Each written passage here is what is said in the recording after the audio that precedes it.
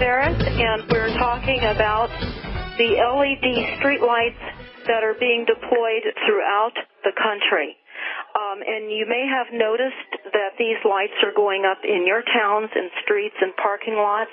It's a new generation of pole-mounted lights that pour down a torrent of lumens from an array of lighting.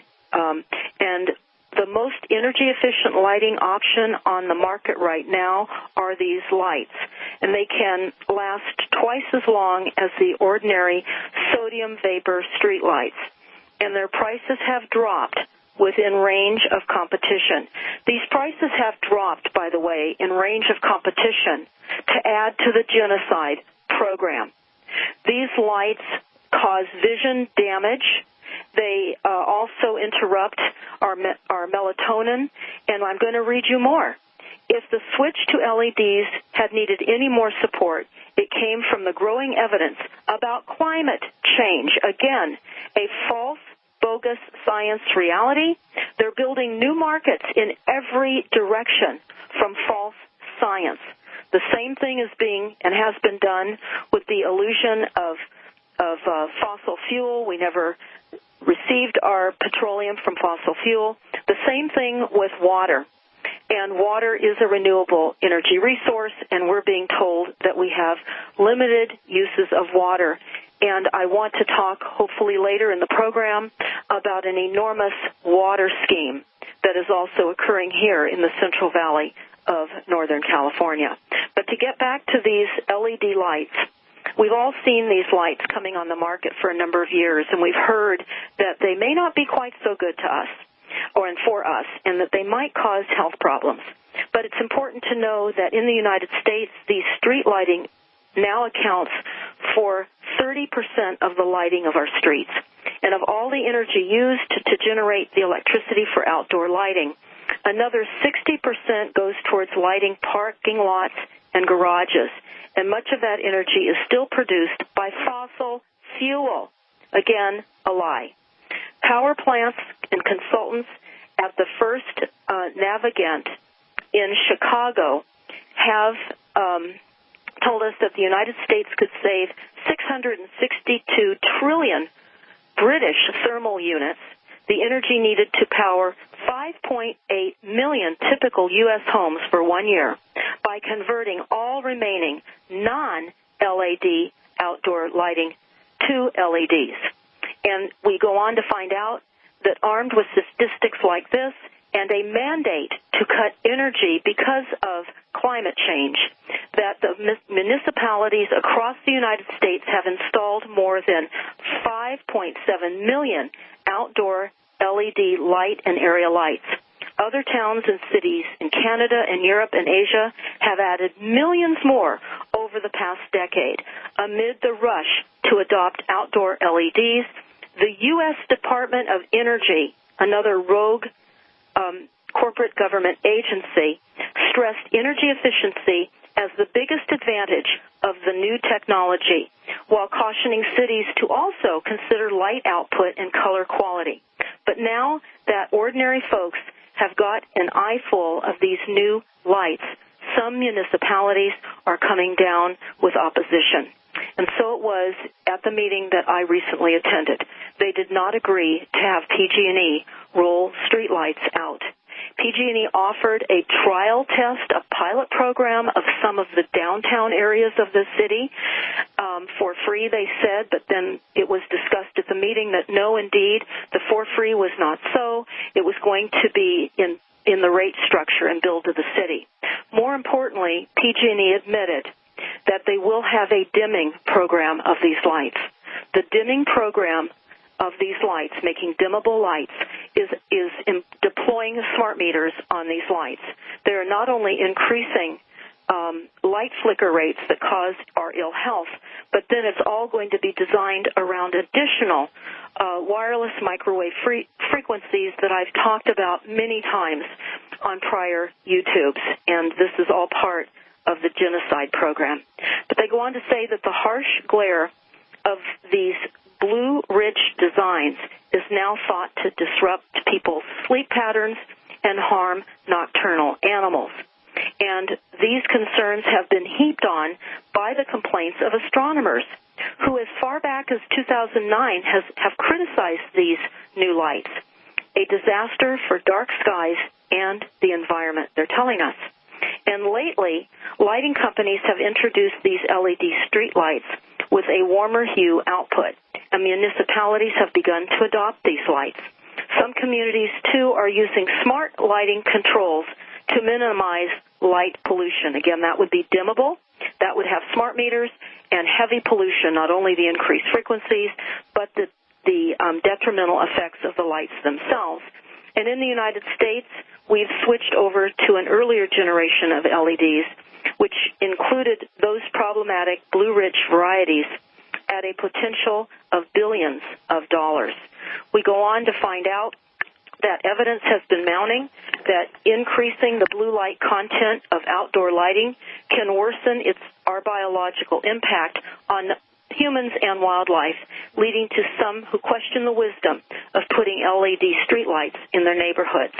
We have long been adding light to the outdoor environment, but only in the past decade or two have experts become aware of the consequences for wildlife, human health, and residents, and the view of the night sky.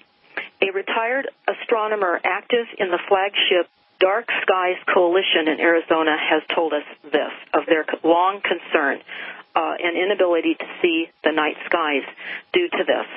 We have studies that now have appeared from the Harvard Health Publishing Medical School. It is called Blue Light Has a Dark Side, Harvard Health. And they go on to tell us that exposure to blue light at night emitted by electronics and energy-efficient light bulbs can be harmful to your health. Again, this is all part of a stealth manipulation of a silent weapons system to be used against the global populations. And I'm pointing this out because there are solutions to this assault with these lighting frequencies that we're now all facing. And I'm going to go into that in just a moment. But it is important to understand what Harvard University is telling us, that until the advent of artificial lighting, the sun was the major source of lighting, and people spent their evenings in relative darkness. And now much of the world evenings are illuminated, and we can take our easy access to all these lumens pretty much for granted. But we are paying a price for basking in all this light. At night, light throws the body's biological clock, the circadian rhythm, out of whack. Sleep suffers. Worse, research shows that it may contribute to the increased cancers, diabetes, and heart attack diseases, and even obesity. They go on that they know that exposure to light suppresses the secretion of melatonin, a hormone that influences circadian rhythms, and there's some experimental evidence that lower melatonin levels might explain the association with cancer. And in the Harvard research paper, they tell us what we can do. We can use dim red lights for night lights. Red light has the least power to shift circadian rhythm and suppress melatonin. They said avoid looking at bright screens before going to bed, at least 2 or 3 hours before you go to bed. And if you work a night shift or use a lot of electronic devices at night, they're telling us to consider wearing blue blocking glasses or installing an app that filters the blue light wavelengths off our screens and laptops. They go on to tell us also exposure and expose yourself to lots of bright light during the day. Well, we know that that's not possible in many areas because we have a vellum of suppressed sunlight as a result of the artificial control of the weather. We're not getting the amount of disinfectant that we need and the opportunities from the sunlight. So, of course, it seems like Harvard is also part and is part of the genocide program. But they go on to tell us that using less blue light on laptops and so forth will add to the ability to sleep, and as well as your mood and alertness during the daylight. We also have information from IEEE, which means Institute for Electrical and Electronic Engineers, and they say LED lighting flicker and potential health concerns. And they start out in this advisement in their introduction. It says, this paper summarizes a public report created by the IEEE standards on LED lighting that is examining biological effects of flicker in emerging LED lighting technologies. The full-length version of this report can be found on Grouper, GROUPER.IEEE/.org.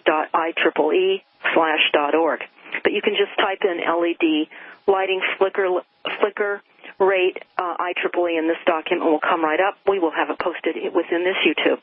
The intention of this document is to provide an objective summary of the effects on human health for both visible and invisible flicker, and to draw attention to implications for the design of LED lighting. Specifically, contributions of this paper include making the reader aware of risks of seizures due to the flicker rate, human biological effects due to invisible flicker at frequencies below 165 hertz, and the differences between visible flicker and invisible flicker rate, any relative health risks. Its purpose of letting us know about this is to describe the possible health implications of flicker. By bringing these issues to the power electronic lamp designers, now it will permit better ethical decisions and discussions to be made on the development of future LED lamps as the market continues to have explosive growth. There is no intention, of course, for this industry to change this silent weapons attack through lighting in all of our cities and all of our desktops. We're going to talk a little more about this, get into a little more of the solutions and possibilities to eliminate this assault upon us as well. We'll discuss that coming up.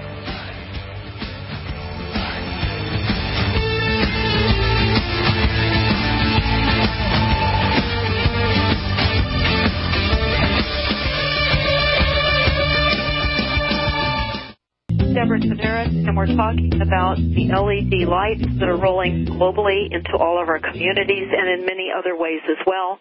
We're exposing this in order to help reduce blindness and the other eye diseases and maladies that are caused from this silent weapons insertion of even in our light bulbs.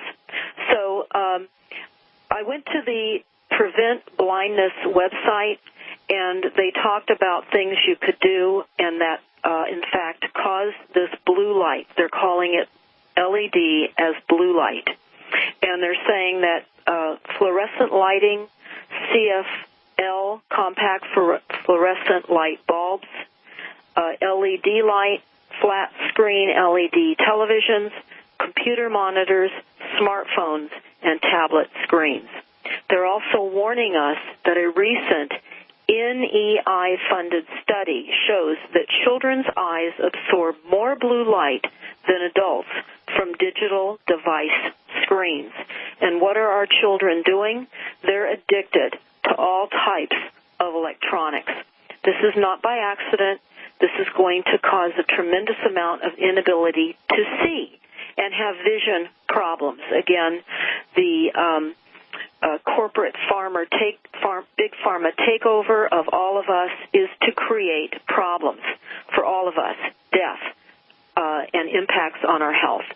So getting back to the IEEE document that I was discussing, they're telling us that about the flicker rate, that the health effects of flicker rates can be divided into these that are the immediate result of a few seconds of flicker exposure, such as epileptic seizures. People can have epileptic seizures, and those that are less obvious result of long-term exposure, such as malaise, which is tiredness, headaches, and impaired visual performance.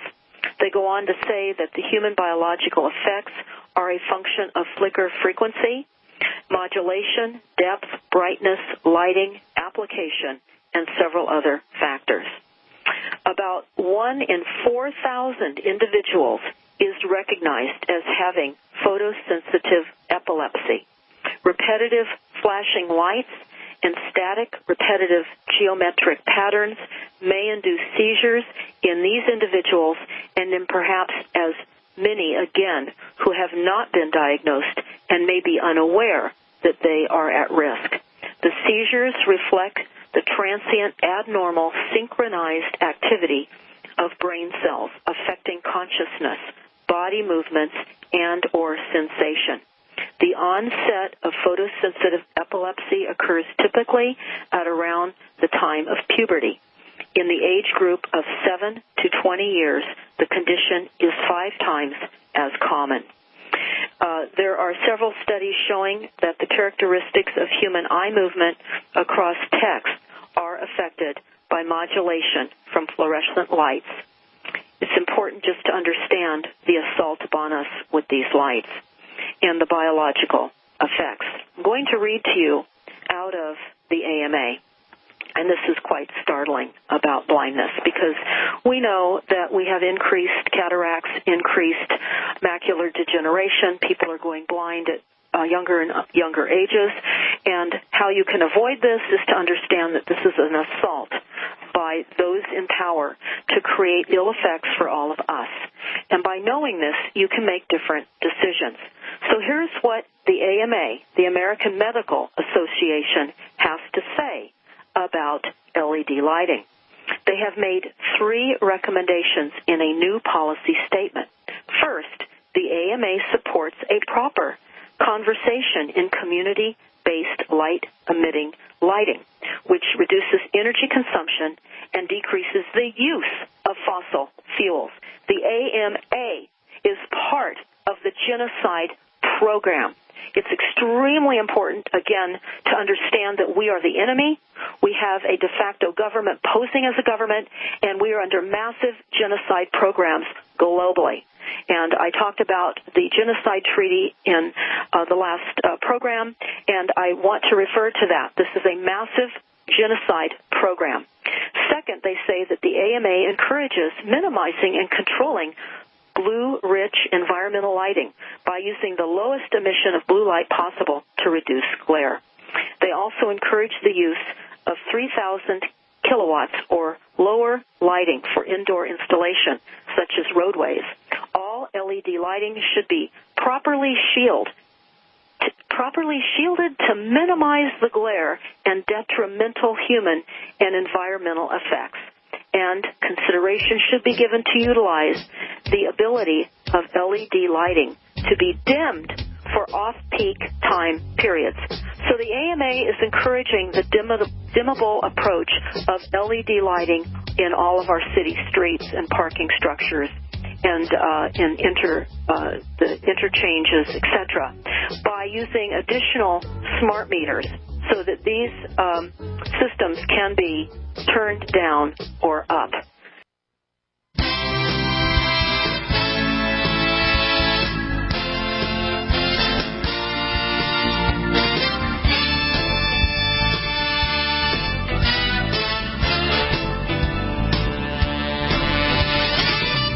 This is Deborah Tavares. We're going to be picking up on the LED lights, and the intention behind this is, of course, to disrupt our sleep so that we're not able to get into the deep sleep necessary for the recovery of our immune systems from the prior days' wear and tear.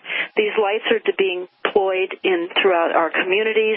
People are now complaining about them. They're trying to put blackout drapes in front of their windows. They're finding that the light still comes in through the cracks. It has been an enormous disruption here in Northern California community of Sebastopol. And because people went to their city council meeting armed with the AMA literature, albeit based on climate change and fossil fuels, and the IEEE documentation, they were able to sway the council at this time to not take on Rothschild, a.k.a. PG&E's, gracious opportunity of deploying these health-reducing lights throughout the community. It's important to understand what has already happened.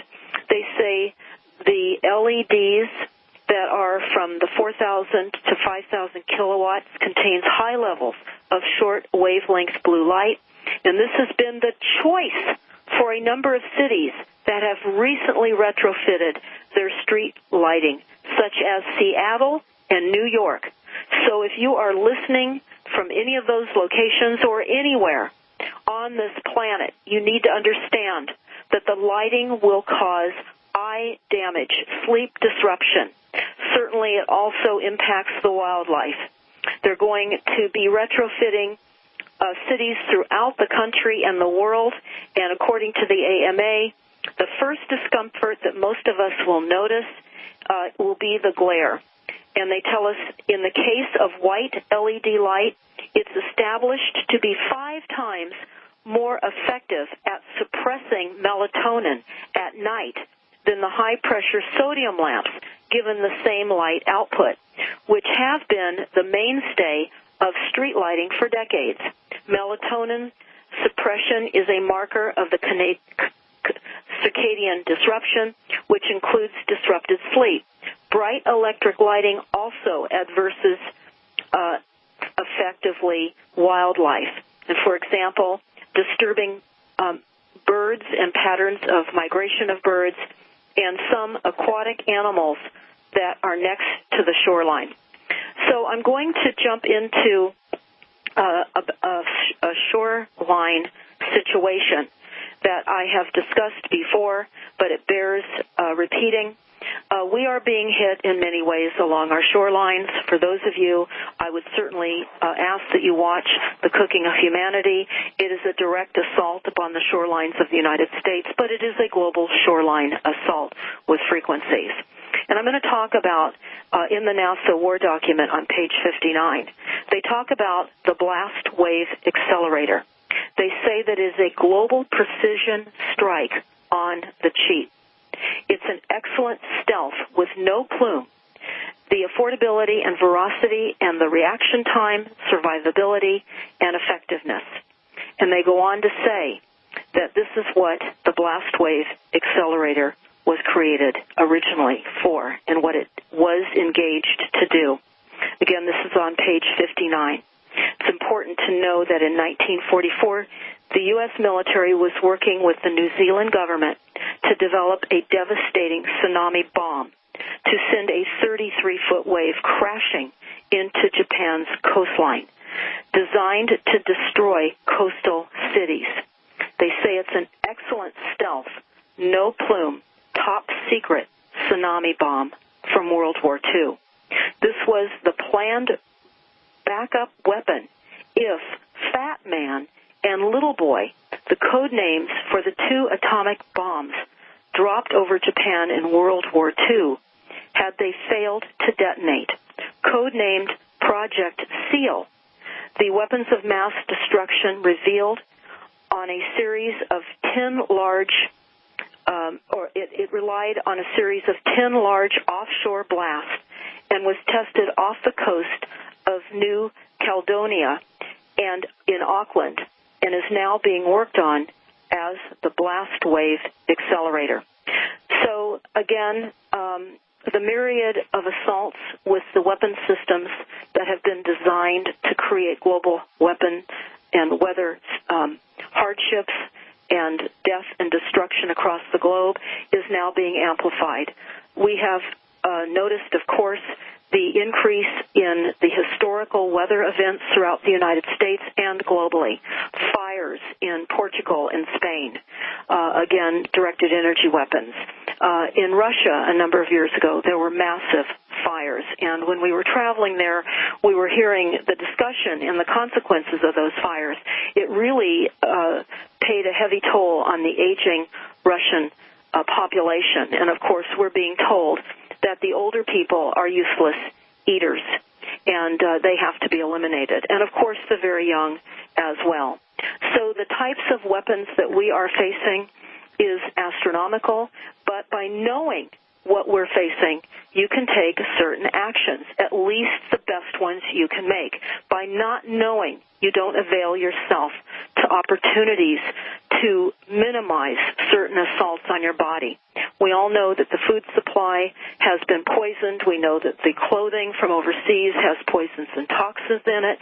We can make informed decisions so that we can survive as long as we are able to.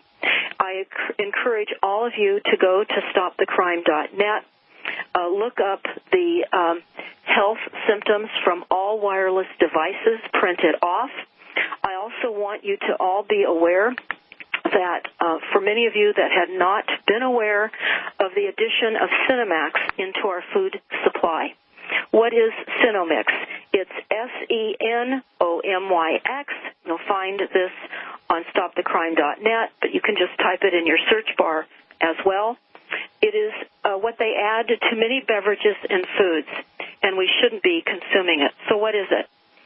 During the Obama administration, there was a ruling that PepsiCo was cannibalizing aborted fetus as an ordinary business. What do I mean by that? Well, aborted fetuses that were still alive must be killed to be used in Sinomyx. And they go on to say that the Obama agency rules PepsiCo cannibalizing aborted fetuses as ordinary business. Shareholders would not be informed or allowed to vote on the resolution. And they go on to say it was a shocking decision delivered February the 28th of 2012. President Obama's Security and Exchange Commission ruled that PepsiCo's use of aborted fetal tissue remains in their research and development agreement with Sinomyx to produce flavor enhancers and falls under ordinary business operations. It's important for all of you to download what Sinomyx is in and not buy these products. Cannibalism increases anger. The globalists, of course, are reveling in the fact that we're cannibalizing our own people, our own human beings. They're reveling in this. So some of the products that were shown to have Sinomyx in it, and I'll list just a few. This company, by the way, is in La Jolla in Southern California, and it's for flavor enhancement. It's an excito chemical reaction on your tongue to make you want what you're eating, and it is legal. So some of the products include Pepsi, Mountain Dew, Aquafina, juices like Tropicana, Dole, Ocean Spray, Lipton Teas, Quaker Oat cereals, and granola bars, Frito-Lay chips, Doritos, Ruffles. There's many. Coffees have this in it. Some of the Seattle's best coffees and frappuccinos. Cadbury products. Kraft Foods now include in chewing Trident gums, Dentyne, Clarets, Chiclets, Halls lozenges, and Cadbury chocolates. Again, this is a list that was determined to have Sinomyx in it, and there's many more listed on this. You can download this for yourself.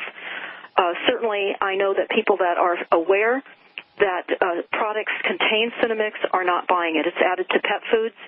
It's added to, again, drinks, as I mentioned, to Dreyer's Extreme and Haagen-Dazs ice creams, Nestle ice cream, pet foods, cat chow, and dog chow, Fancy Feast.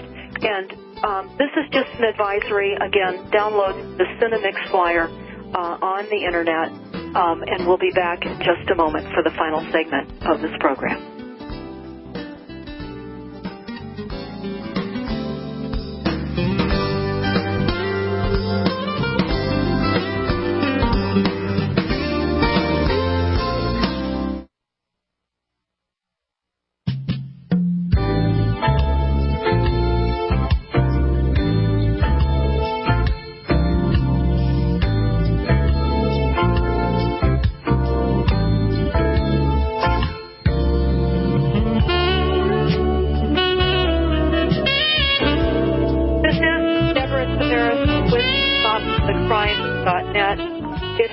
privilege to be the co-host on today's Power Hour for Daniel.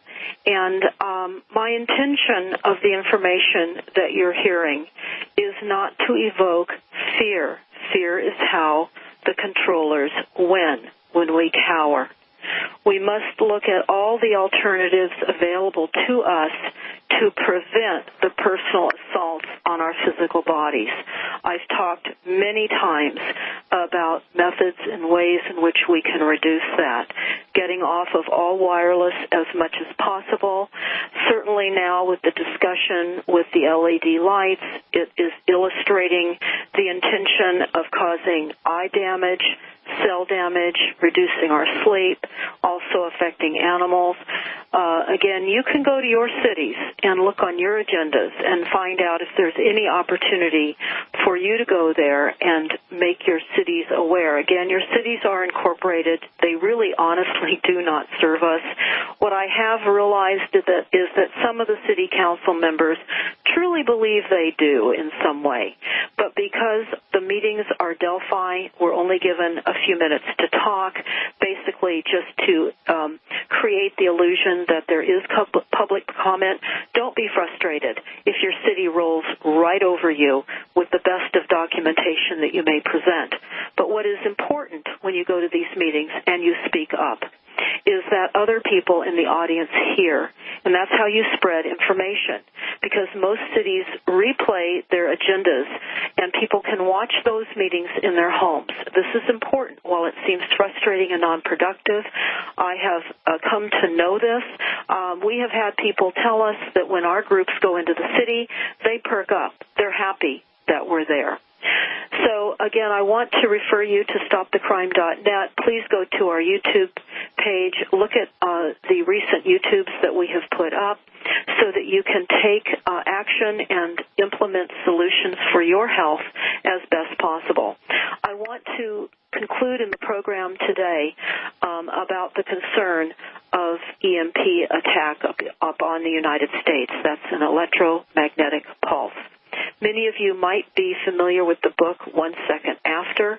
If you are not, I would suggest you read it, because it certainly demonstrates what it would be like if all of our electronics went out. And the reason I'm saying this to you is there are about 8 pages in the NASA War document that talk about the kinds of weapons that will be used against the continental United States and globally as well.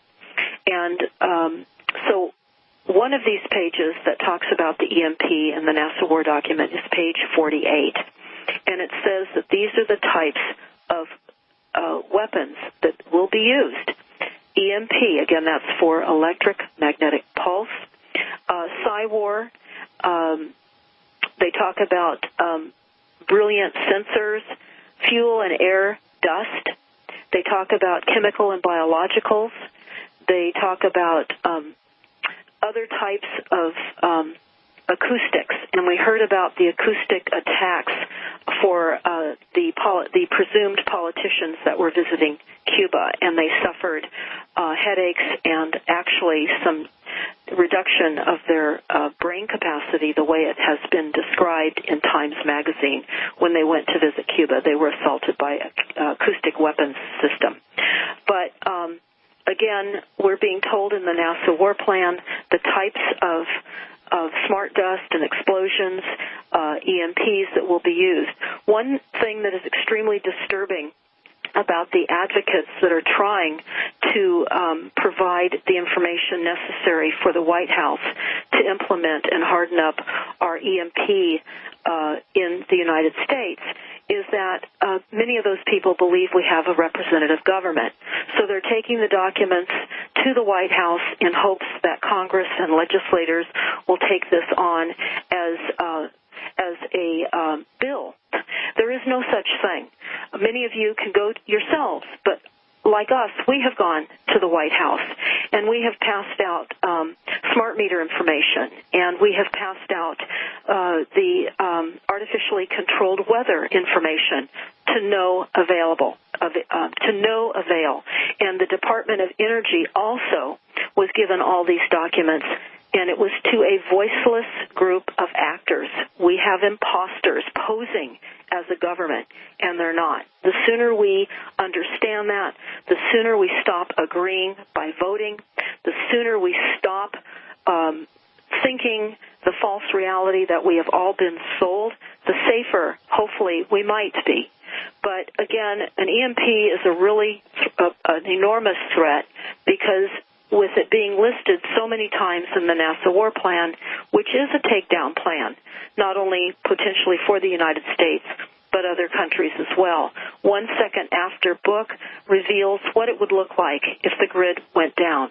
Millions and millions of people would die. And this would certainly be in alignment with the genocide plan. Again, Rothschild and Rockefeller are hitting the northern United States or North America with diabolical genocide plans, and we're going to discuss those at greater length in upcoming shows. So I would ask again that you not only send donations to stopthecrime.net, but to also support the Power Hour in their efforts to stay on air and provide you with this kind of information. It's critical that we help one another in all ways that we're able to. So I would urge you to go and listen to our recent YouTubes. They're very important. Send them on, get them on Facebook. Please pass this information out. I am here in Northern California. I am witnessing diabolical policies rolling in like a blast wave accelerator. It feels like a tsunami coming over us. The enormity of the destruction here in Northern California from the lasers that cause these fires, a.k.a. PG&E and Rothschild, is nothing short of diabolical. We have hundreds and hundreds of families that are displaced. We have people that are leaving the area because of lack of housing. We have a rental market under Airbnb. Airbnb are the vacation rentals. It is run by Google. Very important to understand that. Google runs Airbnb. They're absorbing all of our month-to-month occupancy, rental availability, and turning it into vacation rentals so that there is no permanency here. And I will be on the air next Thursday. Looking forward to divulging more information to all of you. Go to stopthecrime.net. Please support the Power Hour. Thank you so much.